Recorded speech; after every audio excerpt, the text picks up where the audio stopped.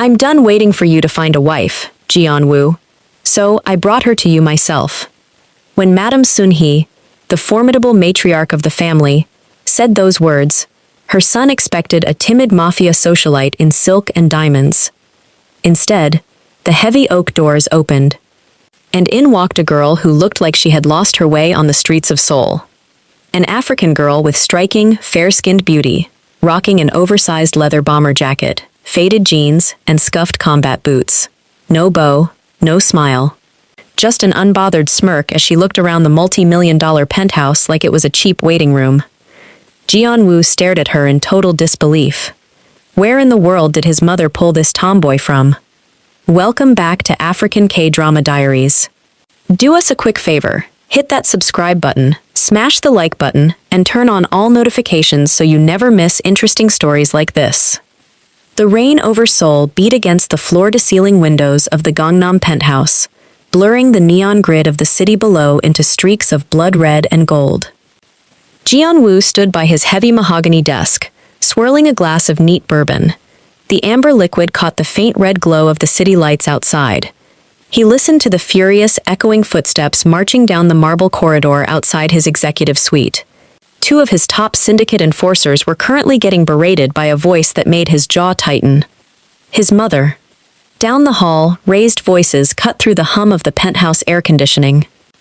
I said move your hand, suit. A crisp, unfazed female voice barked from the hallway. Touch my arm again, and I'll snap your pinky back until it touches your watch face. Ma'am, this is a restricted executive floor. A guard began to protest. A loud metallic thud rang out, followed by a sharp gasp as a 200-pound bodyguard hit the marble wall hard enough to rattle the decorative glass vases. Geon-woo set his bourbon down on the desk with a quiet clink. His dark eyes narrowed on the double doors. The double oak doors swung open without warning. Madame Han Sun-hee stepped into the dim room, her tailored silk coat dripping slightly onto the Italian marble floor. I told your security detail outside that if they lay a hand on my shoulder again, I will have them reassigned to night shift on the freezing docks, Madame Sun-hee said, her voice smooth, cultured, and entirely void of apology. Put that glass down, Geon-woo. We need to talk. Geon-woo turned slowly, keeping his dark eyes calm, his hands resting casually in his trouser pockets. Mother, I am in the middle of reviewing shipping manifests for our international trade routes, he said, his voice dropping into a low, smooth baritone. You bypassed 3 security checkpoints, assaulted my head of security, and compromised my evening for what? Because you are 30 years old, you command a $1 billion syndicate, yet you live in this empty glass tower like a monk, she replied sharply, setting her leather handbag down on his polished desk. You reject every socialite I introduce you to. The board thinks you are cold, detached, and unfit to secure long-term alliances. So I took matters into my own hands. I brought your future wife. Geon-woo scoffed, leaning back against the edge of his mahogany desk. He braced himself for the usual sight, some high society heiress bowing timidly in a designer dress, terrified to make eye contact with the head of the Kang syndicate. Madame Sun-hee turned toward the open hallway and snapped her fingers once. Come in, my dear. The sound of heavy, unhurried thuds thundered against the marble. Not the delicate click of high heels, but the deliberate, heavy cadence of tactical leather soles. Geon-woo's eyes shifted to the doorway, and for the first time in 5 years, the ruthless mob boss was genuinely thrown off balance. Stepping past the threshold was an African girl, fair-skinned with striking features, warm amber undertones in her complexion, and sharp dark eyes that were currently scanning his multi-million-dollar penthouse with pure, unbothered disdain. She was not wearing silk. She was not wearing heels. She wore an oversized black leather bomber jacket, faded dark denim, and scuffed combat boots that left faint damp tracks on his pristine floor. Her hair was pulled back into a tight, neat finish that exposed the sharp, unapologetic line of her jawline. She stood there in the center of the executive suite, hands shoved deep into her jacket pockets, looking less like a prospective Mafia bride and more like a street brawler who had just walked off the harbor front after a fistfight. Geon-woo just stared. The glass room felt suddenly suffocating. Where on earth did his mother find this girl? "This is Nyambura," Madam Sunhee announced, a tone of utter triumph ringing in her voice. "Her family handles the heavy customs logistics across the southern docks. She is smart, she knows the international water routes better than your top captains, and most importantly, she does not break under pressure." Geon-woo let out a low, dry laugh. He took a slow step forward, his dark eyes locking onto the girl, sizing her up like a predator inspecting an unexpected trespasser. "Is this a joke?" he asked, his voice dropping into that quiet, icy tone that usually brought grown men to their knees in terror. "Mother, where did you even drag her from? She looks like she belongs in a harbor brawl, not my home. I do not marry tomboys off the docks." The air in the room instantly turned frigid. Madam Sunhee opened her mouth to reprimand her son, but Nyambura moved first. She pulled her hands out of her leather jacket pockets. The heavy soles of her combat boots thudded loudly against the marble as she closed the distance between them without an ounce of hesitation. She stopped mere inches from his chest, looking straight up into his hardened, icy features without a single flicker of fear in her eyes. "First of all, boss boy," she said, her voice smooth, raspy, and dangerously calm, "keep your mouth shut about where I come from. I did not ask to be dragged up to your glass cage." Geon-woo raised a dark eyebrow, his gaze locking onto hers. "Do you have any idea who you are speaking to, girl? People disappear in this city for looking at me the wrong way." "I do not care if you are the king of Seoul," Nyambura snapped back, taking another half-step forward and poking a firm, accusing finger right against his tailored suit lapel. "Your mother threatened to audit my father's customs clearing permits and hold our entire cargo fleet if I did not show up tonight. I came here out of respect for my family's business, not to stand here while some brooding, arrogant stoic critiques my boots. I would not marry you if you were the last man on this continent." Geon-woo stepped closer, completely invading her personal space until the faint scent of vanilla and fresh rain, radiating from her skin, mixed with his dark wood cologne. "You have got a lot of nerve talking to me like that in my own tower," he growled low in his throat. Nyambura did not back down an inch. A sharp, mocking smirk pulled at the corner of her lips as she tilted her head upward to meet his glare. "And you have got a lot of nerve thinking every woman who walks through that door wants a piece of your cold heart. Crack a smile once in a while, Geon-woo. It will not kill your Mafia reputation." Behind them, Madam Sunhee suddenly clapped her hands together, a delighted laugh breaking the thick tension choking the room. "Oh, she is absolute perfection," Madam Sunhee declared, looking between the two of them with a beaming, radiant smile. "The first woman in 5 years who does not tremble when you look at her. The engagement announcement goes out to the press on Monday." Madam Sunhee did not waste another second. Before Geon-woo or Nyambura could throw another sharp insult, she laid down a thick leather-bound document on his mahogany desk, like a seasoned military general commanding her troops. 6 months, Madam Sunhee said, her eyes shifting sharply between both of them. "You will live under the same roof. You will attend the syndicate gala next month as a couple. In exchange, Nyambura's family gets total immunity from city audits, full ownership of the southern docks, and Geon-woo, your board of directors stops questioning your authority to lead." Geon-woo looked at the heavy paper on the desk, then back at Nyambura. She was staring right back at him, her arms still crossed over her black leather jacket. "No touch," Nyambura said coldly, breaking the silence before he could speak. "We sleep in separate rooms. You do not interfere with my life, and I do not pretend to be your obedient little housewife." Geon-woo let out a dry, quiet laugh, picking up the pen.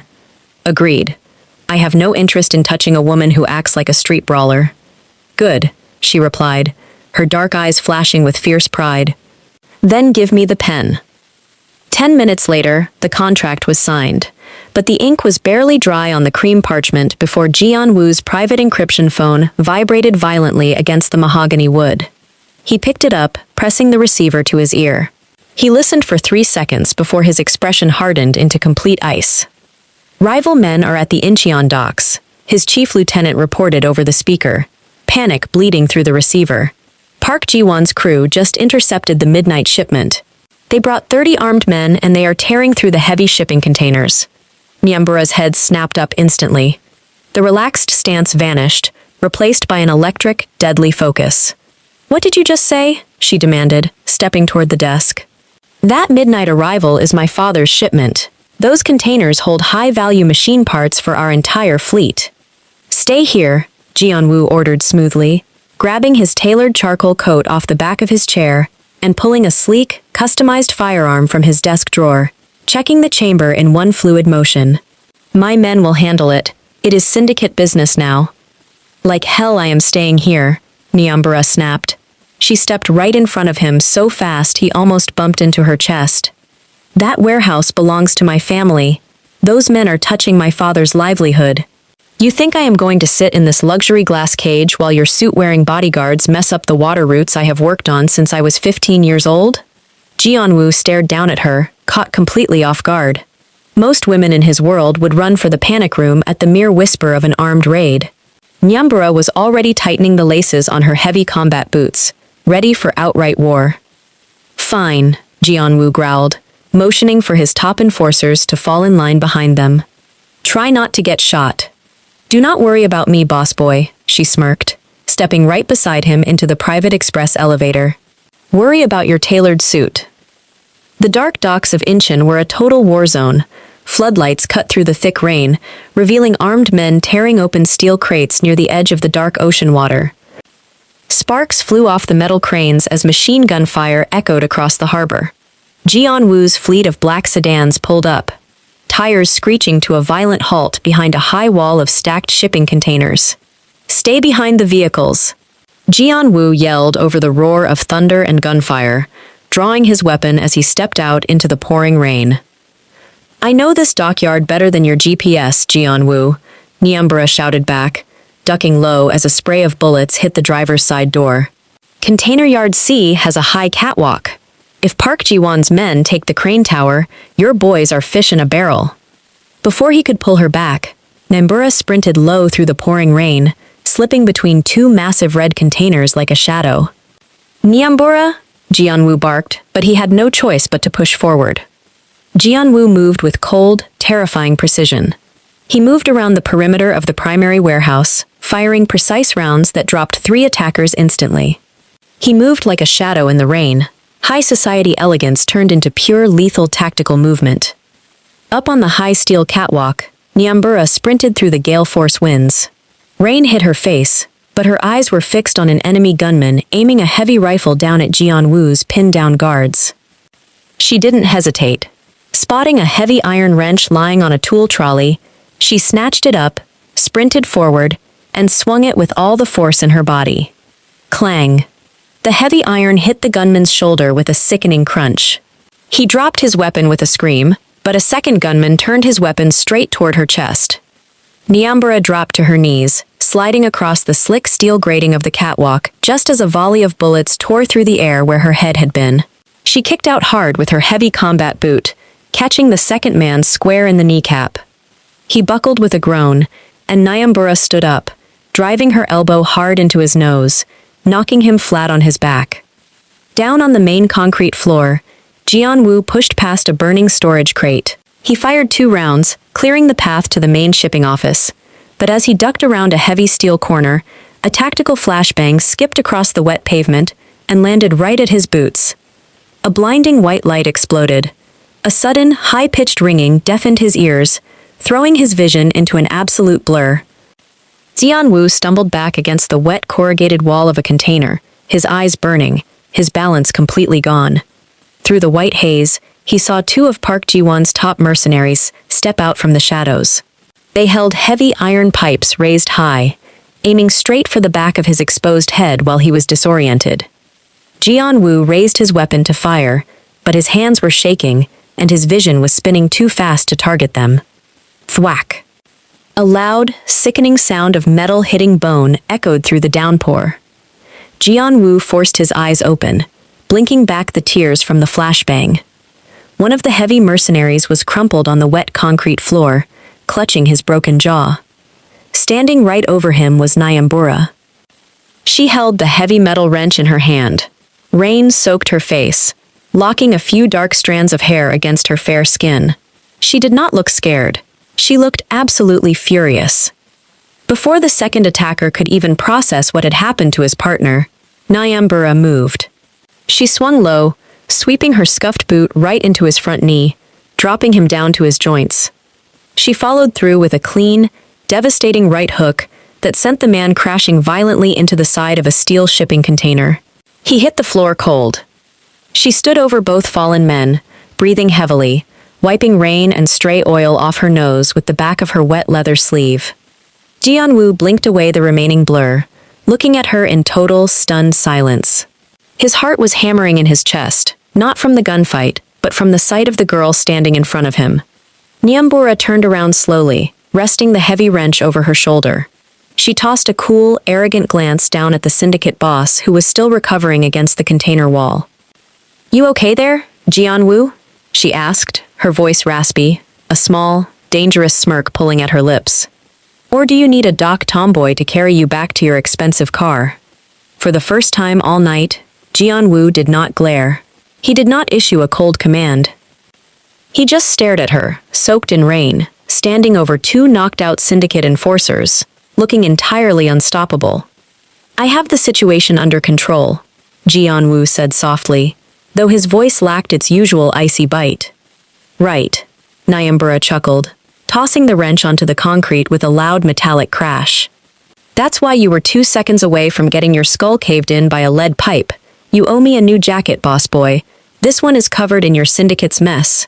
The ride back to the penthouse was consumed by an agonizing, intense silence. The black sedan glided into the underground garage of Geon-woo's private estate, the hum of the twin-turbo engine dying down into absolute quiet. Neither of them had spoken a single word during the 30-minute drive back from Incheon. The high-octane adrenaline from the ambush had started to fade, leaving behind cold rain, damp clothes, and a strange, heavy tension that hung thick between them in the dark leather back seat.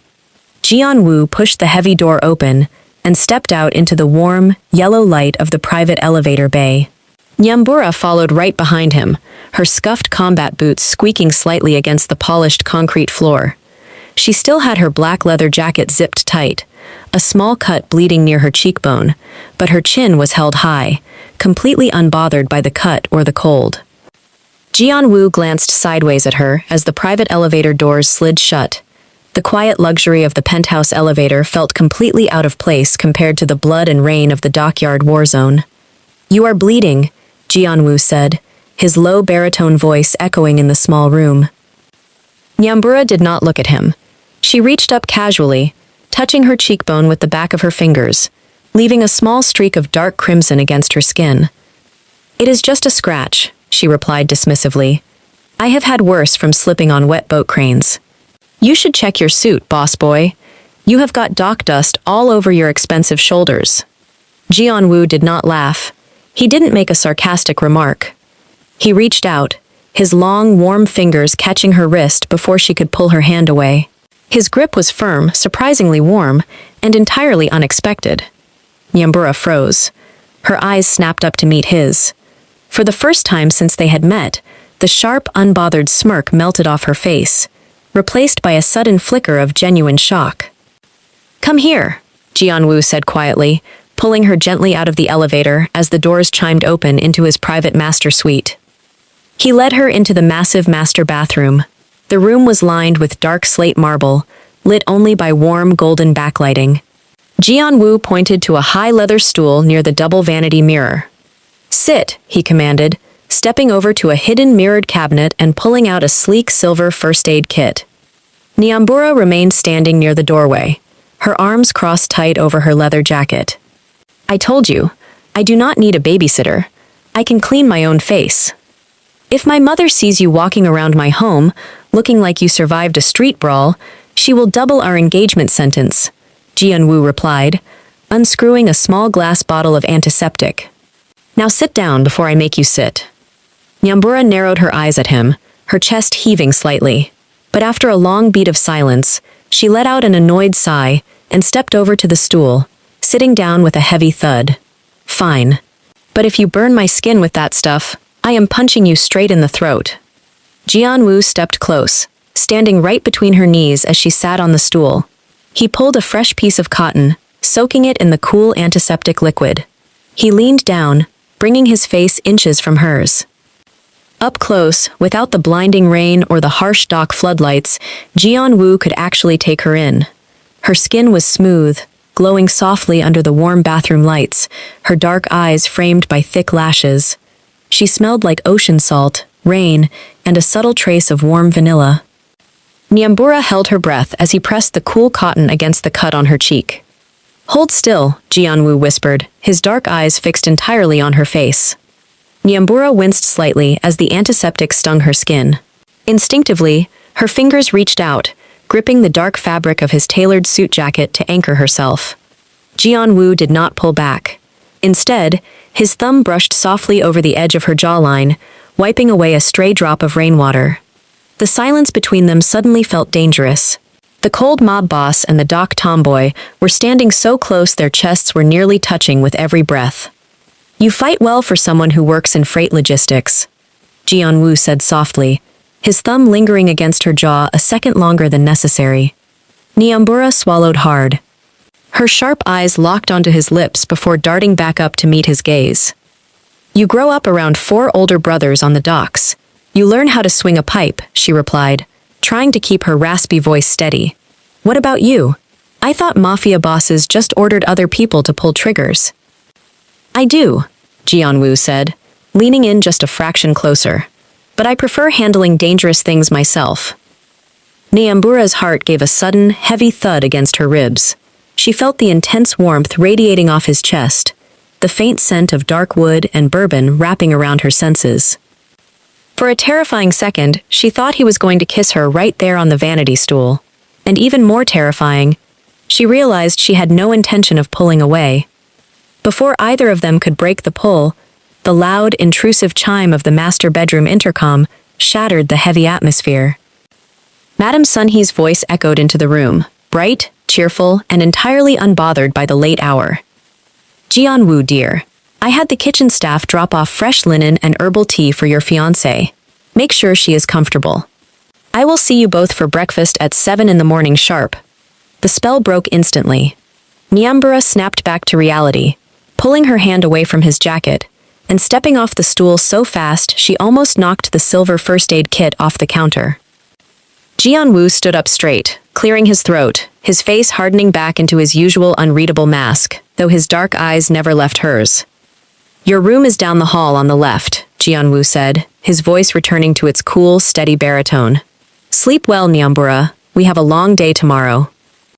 Nyambura adjusted her black bomber jacket, tossing him one last sharp look from the doorway. "Good night, boss boy," she said, her voice smooth and raspy once more. "Try not to miss me too much across the hallway." She walked out, pulling the heavy oak door shut behind her. Geon-woo stood alone in the quiet bathroom, looking down at his own hand. His thumb still felt warm from where he had touched her skin.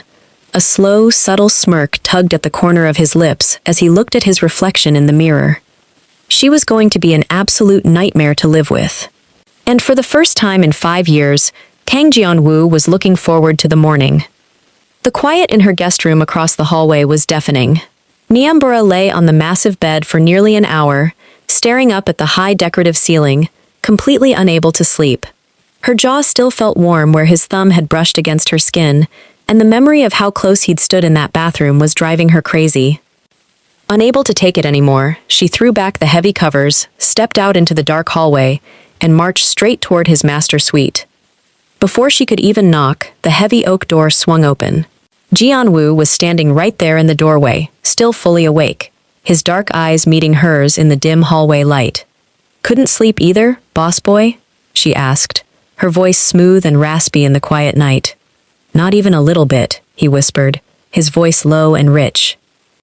She stepped across his threshold, closing the distance between them until there was no space left for dock politics, syndicate rules, or lingering doubts. "You're infuriating, you know that? And you're playing with fire, Nyambura," he replied. Before she could fire back another witty remark, he cupped her jaw. His thumb brushed lightly over her cheekbone, right over the small bandage, sending a sudden warmth straight to her core.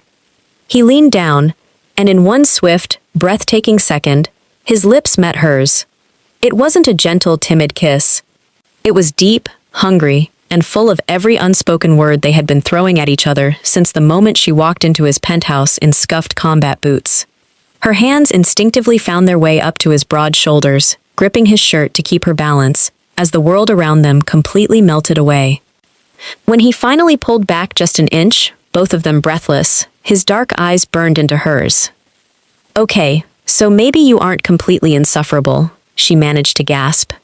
"Glad we cleared that up," he chuckled, a rare, breathtaking smirk pulling at his lips as he pulled her closer. "Now, look. In an ideal, highly cinematic world, this is where the grand romance music swells. The penthouse lights dim perfectly, and everything glides gracefully into a passionate, dramatic night. But this isn't a fairy tale. This is them." 5 minutes later, the romantic tension hit a hilarious brick wall. In their desperate attempt to move from the middle of the room to the bed without breaking contact, things devolved into pure, uncoordinated chaos. He tried to smoothly pick her up, only for his foot to kick the heavy mahogany coffee table so hard the wood groaned in protest. "Ouch! Who put that table there?" Nyambura barked out a laugh, nearly falling out of his arms, which led to a chaotic, half-stumbling shuffle toward the mattress. Pillows flew across the dark marble floor like stray missiles. The pristine white duvet got wrapped around his ankles like a trap, and by the time they actually landed on the mattress, they were both laughing so hard their ribs ached. "If you break my bed frame, boss boy, you're paying for it." "Don't ruin the mood, Nyambura. I'm trying to be a smooth mob boss here." Smooth or completely uncoordinated, it didn't matter. The absolute absurdity of it all broke every last drop of lingering tension. And as they tangled into the white sheets, still laughing, still breathless, the night finally shifted from chaotic bantering into something wonderfully intimate, leaving the cold world of syndicate wars and dock audits entirely behind. Waking up the next morning to the smell of Madame Sunhee's morning tea and the sight of Seoul's most feared mafia boss wrapped in a tangled white duvet was proof enough. Sometimes, the most chaotic arrangements yield the sweetest results. If you enjoyed this chapter of our story, make sure to hit that like button, drop a comment down below on what you think Madame Sunhee is going to pull next, and don't forget to subscribe so you never miss the next episode. Until next time, stay safe, keep loving, and watch out for the coffee table. See you in the next upload.